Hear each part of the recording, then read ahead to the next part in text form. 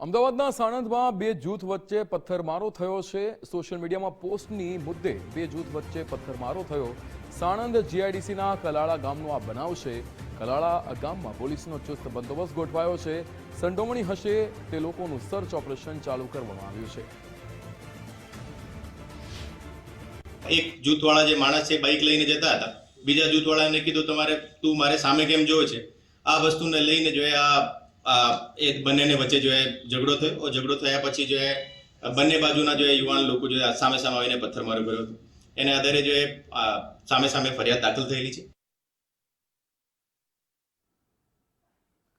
તો અમદાવાદના સાણંદની આ ઘટના છે કે જ્યાં બે જૂથ વચ્ચે પથ્થરમારો થયો છે। આ દ્રશ્યો જે આપ જોઈ રહ્યા છો એ સાણંદના છે કે જ્યાં અગાસીમાં ચડીને એકબીજા પર પથ્થરમારો કરવામાં આવી રહ્યો છે। લોકો અહીંયા જે રીતે પથ્થરમારો કરતા હોય છે, ઘટના આખી સોશિયલ મીડિયામાં પોસ્ટ મૂકવા મુદ્દે થઈ છે।